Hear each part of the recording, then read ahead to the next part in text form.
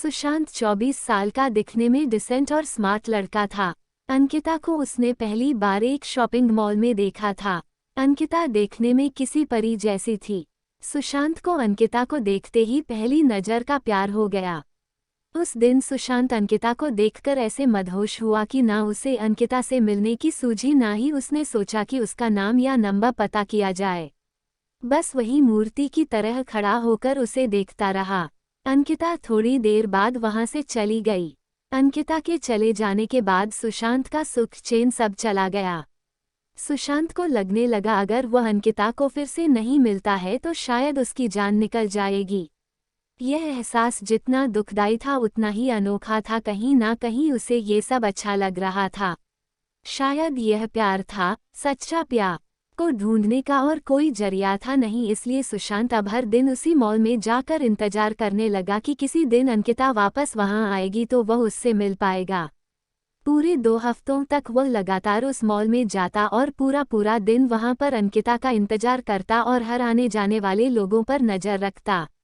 2 हफ्ते बाद उसके सब्र का फल उसे मिला और एक दिन अचानक अंकिता खुद उसी के सामने आकर खड़ी हो गई। अचानक अंकिता को अपने सामने देख वो बहुत खुश हो गया और शॉक्ड भी। उसके मुंह से कोई शब्द नहीं फूट रहा था। जब काफी देर तक वह कुछ भी नहीं बोला तो अंकिता ने उसे कहा, क्या हुआ? इतने दिनों से मेरा इंतजार कर रहे हो और अब जब मैं सामने खड़ी हूं तो तुम मुझसे बातें नहीं करोगे? सुशांत ने चौंकते हुए कहा, हाँ करूंगा, बिल्कुल करूंगा। लेकिन पहले यह तो बताओ तुम्हें कैसे पता कि मैं इतने दिनों से यहाँ तुम्हारे लिए आता हूँ? उद्धरण चिन्ह। मुझे यह सब इसलिए पता है क्योंकि जिस दिन से तुमने मुझे देखा और उसके अगले दिन से तुम यहाँ हर रोज मेरी तलाश में आने लगे, उसी दिन से मैंने भी तुम पर जासूसी करना शुरू कर दी थी, अंकिता ने कहा।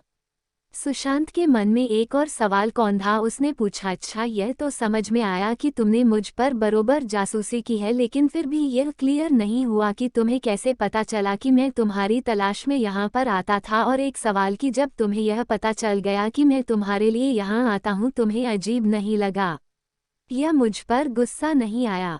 अगले दिन आकर जब तुमने मेरे बारे में उसी दुकान में पूछताछ की जहां से मैंने खरीदी की थी, तो उस दुकानदार ने तुम्हें तो मेरे बारे में कुछ भी नहीं बताया, लेकिन मैं उसकी रेगुलर कस्टमर हूँ इसलिए उसने फ़ोन करके तुम्हारे बारे में मुझे सब कुछ बता दिया था।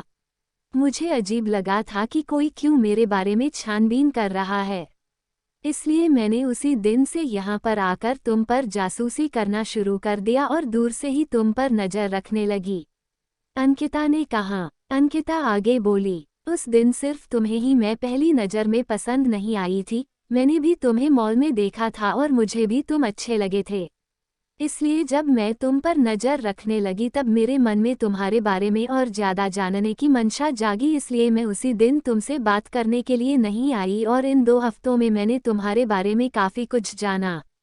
मुझे यह तो पता चल गया था कि तुम मुझे इसलिए खोज रहे हो क्योंकि तुम मुझसे प्यार करने लगे हो, लेकिन मुझे इस बात को कन्फर्म करना था कि कहीं तुम्हारा प्यार सिर्फ शारीरिक आकर्षण तो नहीं है जो अक्सर इस उम्र में हो जाया करता है। लेकिन जैसे जैसे दिन बीत गए और मैंने देखा कि तुम बिना धीरज खोए और बिना इंटरेस्ट यूज़ किए उतनी ही शिद्दत से मेरे लिए यहाँ आते थे और मुझे तलाशते रहते थे, तो मुझे यकीन हो गया कि यह महज एक आकर्षण नहीं है बल्कि तुम सच में मुझसे प्यार करने लगे हो। और इस बात को तब और ज़्यादा मजबूती मिल गई जब मैंने देखा कि मॉल में मुझसे भी ज़्यादा सुंदर लड़कियाँ तुम्हारे पास से गुजरती थी, लेकिन तुम उनमें सिर्फ मेरा चेहरा देखना चाहते थे। इन 2 हफ्तों में तुम पर नज़रें रखते रखते मेरे दिल में भी तुम्हारे लिए प्यार जाग गया और मेरा प्यार भी आकर्षण नहीं है क्योंकि मुझे भी अब बिना तुम्हें देखे चैन नहीं आता है और मैं भी वही चाहती हूँ जो तुम चाहते हो, इसलिए आज मुझसे रहा नहीं गया और मैं तुम्हारे सामने आकर खड़ी हूँ। सुशांत ने अंकिता को अपना नाम बताया और उसका नाम पूछा और उसे प्रपोज किया। अंकिता ने हाँ कहा और दोनों के ही चेहरों पर अपने सपनों के हमसफर से मिलने की खुशी चमक उठी और एक प्यारी सी क्यूट लव स्टोरी का हैप्पी एंडिंग हुआ।